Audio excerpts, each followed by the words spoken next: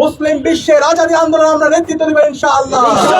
আমরা বলতে চাই, আমরা দেখতে পেয়েছি গত বছর জুনের 12 দিন ব্যাপী যুদ্ধের পরে ইসরায়েল এবং মার্কিনীদের সাথে যে আলোচনা চলছিল, সে আলোচনা পরবর্তী আমরা বিশ্বাস করেছিলাম, আমরা আশা করেছিলাম ডিপ্লোম্যাটিক সলিউশনের মাধ্যমে এই যুদ্ধ বন্ধ হবে।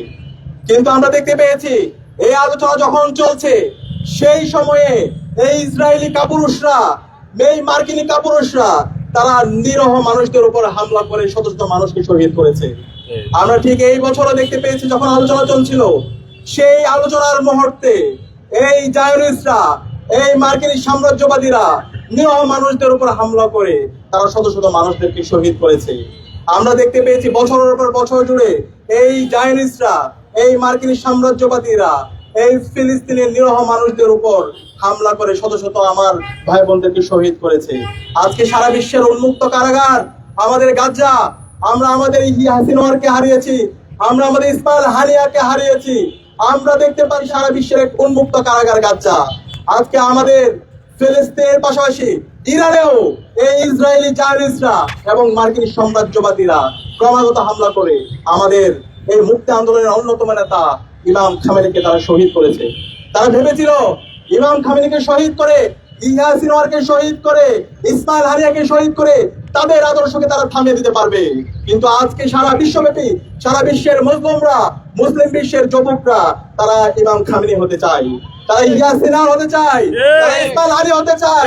এবং আমরা বিশ্বাস করি মুসলিম বিশ্বের যুবকদেরকে সাথে নিয়ে আমরা এই আগ্রাসন ভেঙে দিব, আমরা এই আধিপত্যবাদ ভেঙে দিব, আমরা এই জায়নবাদ ভেঙে দিব ইনশাআল্লাহ। সে কারণে আমি সবাইকে অনুরোধ করবো আমাদেরকে ঐক্যবদ্ধ হতে হবে।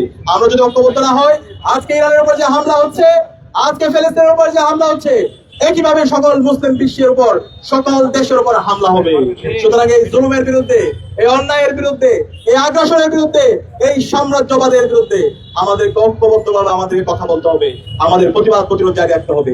আমরা দেখতে পাচ্ছি এই মার্কিনীদের যে জাতিসংঘ, সেই জাতিসংঘ একটা পুতুল সংগঠনে রূপান্তরিত হয়েছে। তাদের অনেক নাগরিকদের অধিকারের কথা বলে একইভাবে তারা ফিলিস্তিনে আমার মা বোনদেরকে তারা শহীদ করে, তারা মানবাধিকারের রক্ষার কথা বলে তারা ইরানের মধ্যে হাজার হাজার নাগরিকদেরকে তারা হত্যা করে। সুতরাং এই ধরনের পুতুল সংগঠনকে আমরা ধিক্কার জানাই।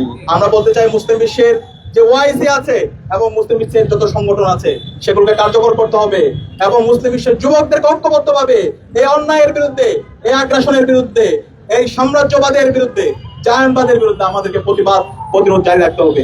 আমরা বাংলাদেশ থেকে শহীদ ইমাম খামেনিকে শ্রদ্ধার সাথে স্মরণ করছি, আল্লাহর কাছে দোয়া করছি আল্লাহ পাক সুবহানাহু ওয়া তাআলা ইমাম খামেনিকে জান্নাতুল ফেরদৌসের মেহমান হিসেবে কবুল করো। আমাদের সাথে আদর্শিক অমিল থাকতে পারে, কিন্তু অন্যায়ের বিরুদ্ধে, জুলুমের বিরুদ্ধে, সাম্রাজ্যবাদের বিরুদ্ধে আমাদেরকে কথা বলতে হবে। আমরা যদি কথা না বলে চুপ থাকি, তাহলে আজকে ইরানের উপর যে হামলা হচ্ছে, আজকে ফিলিস্তিনের উপর যে হামলা হচ্ছে, ঠিক আছে হামলা আমার উপর হবে, আমার দেশের উপর হবে, মুসলমানদের উপর হবে। সুতরাং আমাদের মুসলিম যুবকরা বেঁচে থাকতে আমরা বসে থাকবো না, আমরা আমাদের প্রতিবাদ প্রতিরোধ জারি রাখবো।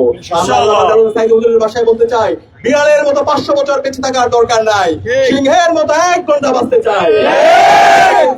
ইমাম খামেনি, ইয়াহিয়া সিনওয়ার, ইসমাইল হানিয়া এবং আমাদের যারা নেতৃবৃন্দ ছিল তারা বিড়ালের মতো বেঁচে ছিল না, তারা সিংহের মতো সারা জীবন গর্জন দিয়েছে, তারা ফিলিস্তিনের আজাদী আন্দোলনের কথা বলেছে, সারা বিশ্বের মুসলিমদের পক্ষে নিয়েছে। সুতরাং আমরা বাংলাদেশের যুবকদেরকে আহ্বান করব, সারা বিশ্বের মুসলিম যুবকদেরকে আহ্বান করব এবং সবাইকে আহ্বান করব এই অন্যায়ের বিরুদ্ধে, জুলুমের বিরুদ্ধে, আধিপত্যবাদের বিরুদ্ধে, জায়নবাদের বিরুদ্ধে আমরা ঐক্যবদ্ধভাবে লড়াই শুরু করে আমরা সারা বিশ্বব্যাপী আজাদী আনবো, সারা বিশ্বব্যাপী আমরা ইনসাফ কায়েম করবো ইনশাআল্লাহ। ইনকিলাব জিন্দাবাদ, ইনকিলাব ইনকিলাব। ঢাকা থেকে আমরা যে নেতৃত্ব দিব, সেই নেতৃত্বের মাধ্যমে ইনশাআল্লাহ আগামী ফিলিস্তিন মুক্ত হবে ইনশাআল্লাহ। কাশ্মীরের